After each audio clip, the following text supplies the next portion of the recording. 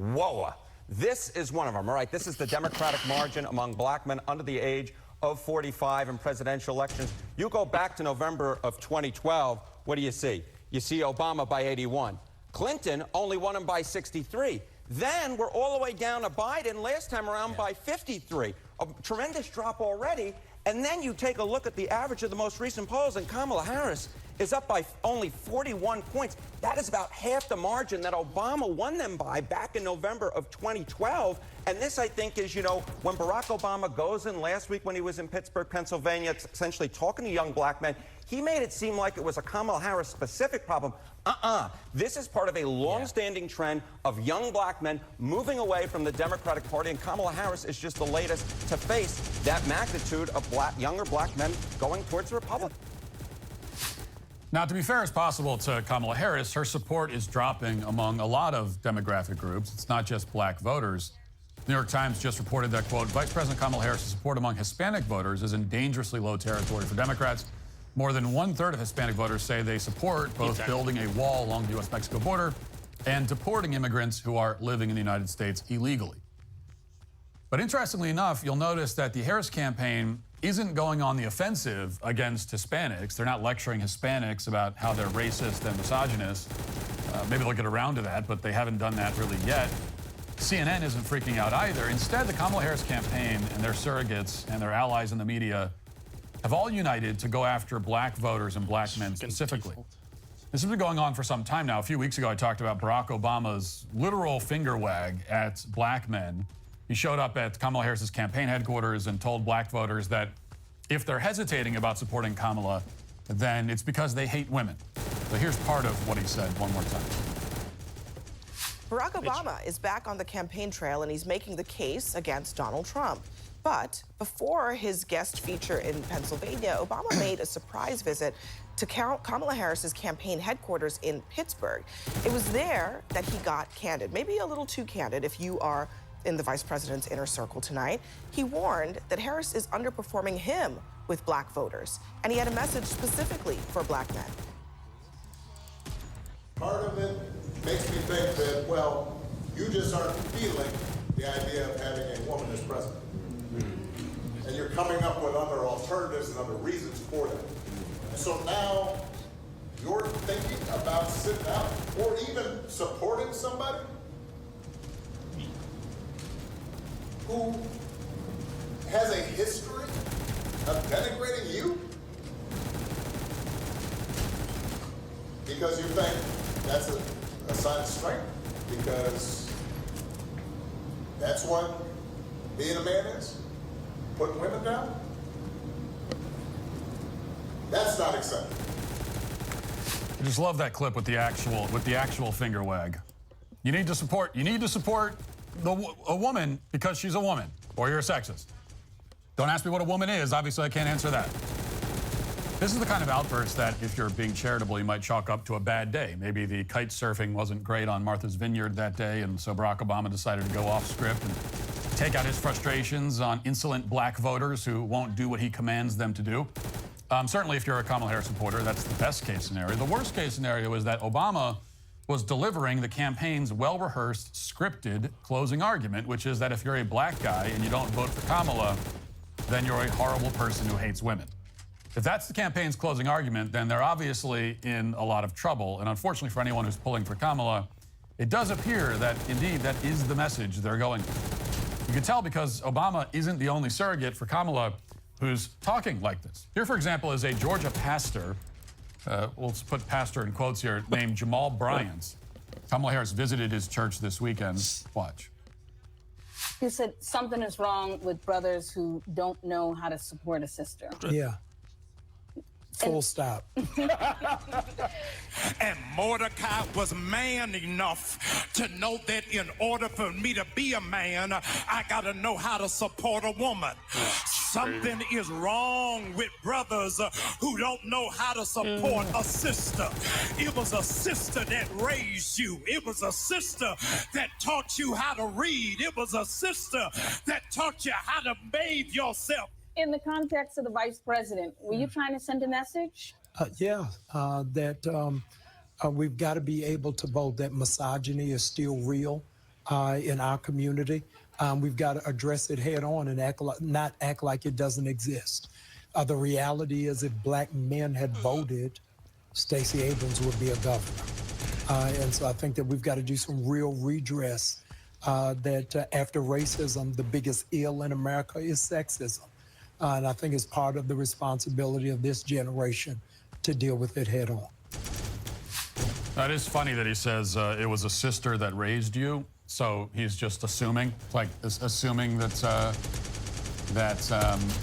that the black men in the congregation are fatherless, which, you know, statistically is a safe assumption. But maybe that's something that this pastor might want to, like, maybe you might want to stop and think about that one. And maybe that's an issue that's that deserves some of your attention, rather than just taking it for granted and using it as a you know, a means to lecture people for not voting for Kamala Harris. But he's saying that black men were misogynists also because they didn't support Stacey Abrams, and now they're misogynists because they won't support Kamala Harris. This is the pastor that Kamala is trying to court. And just to be clear about who this pastor is and what he stands for, here's the vision for his church that he laid out in a podcast last year. Listen. For me to tell 16-year-olds to be celibate is one thing. A 37-year-old who's used to getting some, I need a different kind of gospel. Yeah. So the church ain't telling me nothing about sex toys. They ain't saying nothing about the church telling me to be celibate, but my gynecologist saying something got to happen down there because your stuff's shutting down. Yeah. So we got to have real gospel for grown-ups. I'm about to go to New Birth. I'm going to New Birth on Sunday. No. So the church is not relatable to our generation and down. I'm looking for people that smell like weed. I'm at a place, Rashawn. Really, New Birth is the largest land-owning black church in America. Wow. And so my position to my deacons is, why aren't we not raising cannabis? I'll be able to bring in black males. They're able to do it legally. I'm teaching them farming. Oh, my God. I'm helping them to enhance the ecosystem. This is the kind of conversation. So if the guy, black boy in Bankhead, said, they growing weed at the church, where do I join? Yes. I don't need no pamphlet for him. You know what I mean? Right. He coming in. And that's the group that I'm going after. Yeah. So this is the person that Kamala is relying on to scold black men, a pastor who wants to turn his churches into literal marijuana farms where they talk about sex toys. This is the quality of surrogate that she now has. And it gets even worse. CNN asked Stacey Abrams about Jamal Bryant's comments because you see Stacey Abrams, unlike Donald Trump, is allowed to claim that all of her election losses are illegitimate. So CNN still pretends to take her seriously. And in this interview, Abrams basically agreed with what the pastor said. Well, they didn't bring up the sex toys and weed farms, although Stacey Abrams is an erotic fiction author, so we can fill in the blanks there anyway. But watch. Do you agree that black men who are not voting for Harris and who didn't vote for you, as the pastor sees it, are misogynist? As he said, misogyny is still real in our community. I would say, number one, I know it's a shock to everyone, but sexism remains real and a very pertinent issue. But I want us to be really clear that Kamala Harris is doing very well with black men. Black men are the second strongest cohort of Democratic voters. What we're seeing, though, is that she is showing them due respect by actually speaking to their issues. And those issues differ from other cohorts. I'm not quite certain why there is this panic about black men voting. They vote. In fact, they vote more than their counterparts in any other community for Democrats. However, we do have to acknowledge that there is sexism, there is racism, there are challenges in our electorate, and that's why it's so important that Kamala Harris is going everywhere and talking to everyone. She respects voters, she meets them where they are, and she refuses to be told that she has lost a cohort, lost a community, simply because she's different. The best candidates recognize that you win by meeting people where they are, and Kamala Harris is doing that every single day, and we'll keep doing it for the next 14 days until we get to Election Day.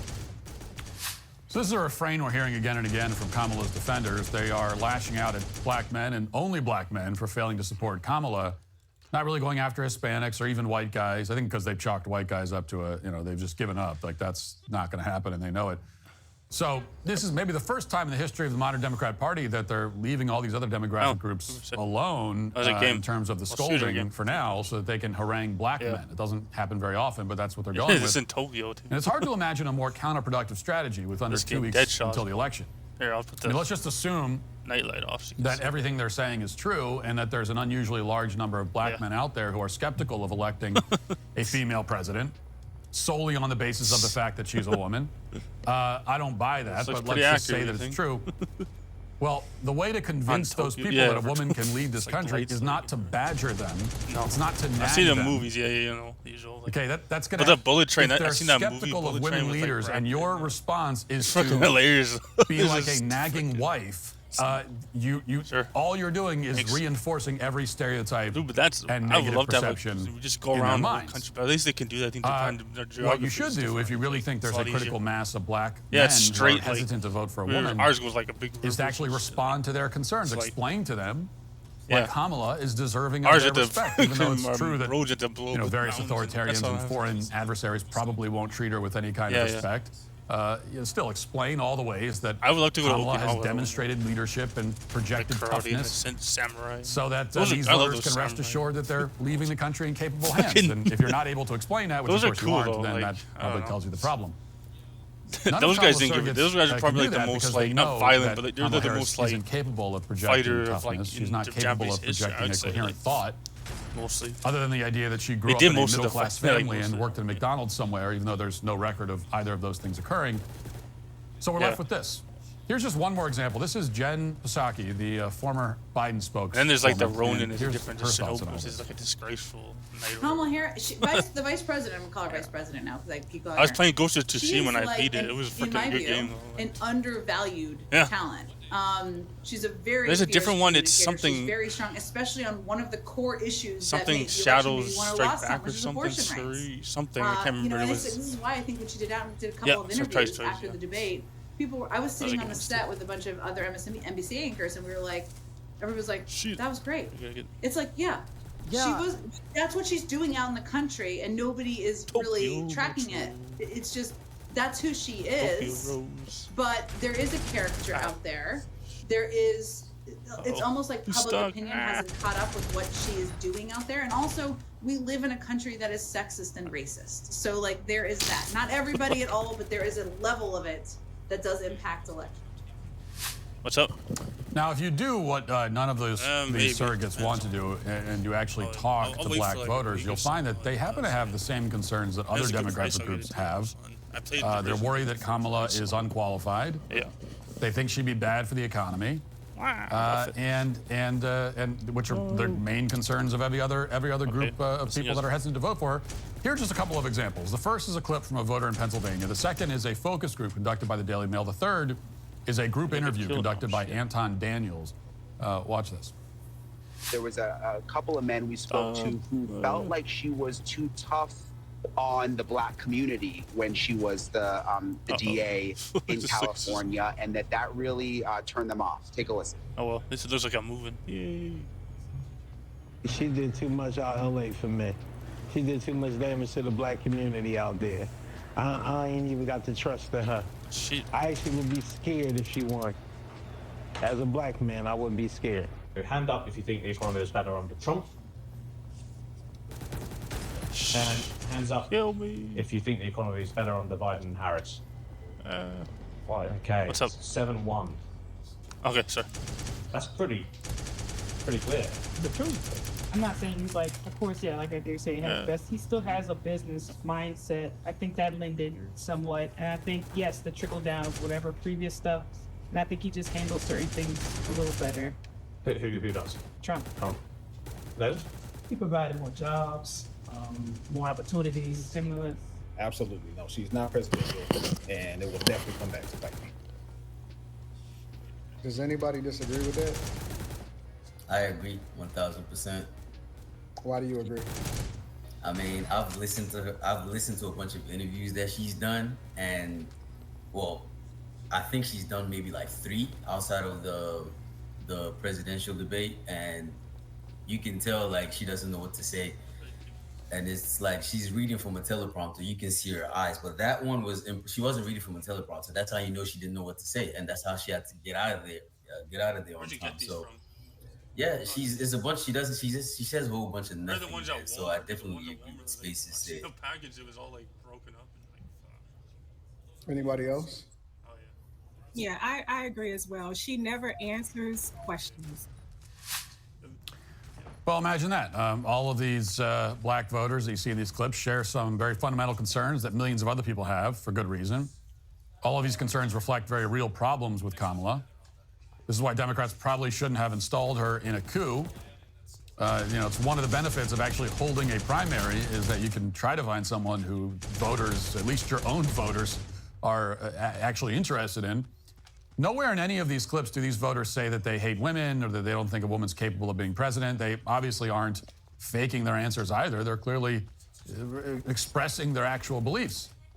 And this is why black voters, particularly black men, aren't supporting Kamala Harris to the extent that they supported other Democrats.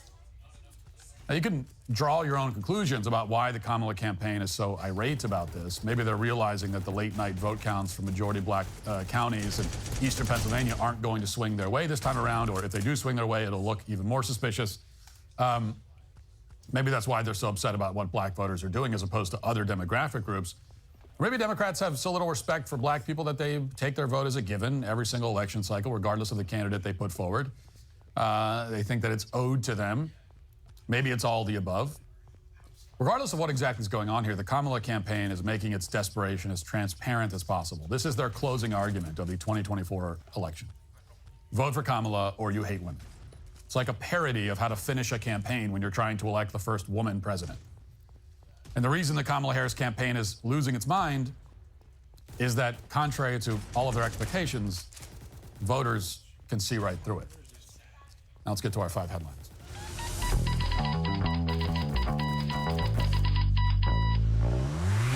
Question I get a lot from my audience, especially after they've seen one of my movies, is how can I get into the conservative fight? Well, for starters, you need to be strategic about where your money is going. Most credit cards are funneling millions to left-wing causes and candidates, hoping you're too distracted by cat videos to notice. But now you can align yourself and your values and fight back against the woke mob. And the way to do it is Coin. Coin is America's first conservative credit card. That's COIGN.com. A portion of every transaction is donated to conservative causes and charities at no cost to you. Coin empowers us to get woke out of our wallet. And the bonus, it's a good-looking card, too, bright red with a We the People on the front. It practically screeches in bald eagle. Coin works everywhere, Visa's accepted, and comes with 100% U.S.-based customer service and consumer protections. So start earning cash back while fighting the liberal agenda. Apply today at coin.com. That's COIGN.com. Be sure to select Daily Wire in the How Did You Hear About Us section. Terms apply. Go to coin.com/disclosures for full details. Well, out of all the fake anti-Trump stories, this one just might be the fakest. Here's the story based on testimony from unnamed sources that the corporate media is currently having a field day with. You probably heard about it. Reading from Mediaite. It says, in 2020, then-President Donald Trump went into a rage over the price tag for the funeral of a dead soldier he had pledged to pay for, according to a report published by The Atlantic. Private Vanessa Gulen, a soldier at Fort Hood, was beaten to death by a fellow soldier and his girlfriend in April 2020. The girlfriend burned Gulen's body, which was discovered buried near the base 2 months later. Trump invited her family to the White House and pledged to personally help them with the costs. And that's the first part of the story. That's the part that no one really disputes. All of that happened. But then we get to this. Less than a month after losing the presidential election, Trump asked how much the funeral would cost. In an Oval Office meeting on December 4th, officials gathered to discuss a separate national security issue. Toward the end of the discussion, Trump asked for an update on the McCarthy investigation. Christopher Miller, the acting Secretary of Defense, was in attendance along with Miller's chief of staff, Kash Patel. And Trump asked, did they bill us for the funeral? What did it cost? According to attendees and to contemporaneous notes of the meeting taken by a participant, an aide answered, yes, we received the bill. The funeral cost $60,000. Trump became angry. It doesn't cost 60,000 bucks to bury an effing Mexican, quote unquote. He turned to his chief of staff, Mark Meadows, and issued an order. Don't pay it. Later that day, he was still agitated. Can you believe it? He said, according to witnesses, effing people trying to rip me off.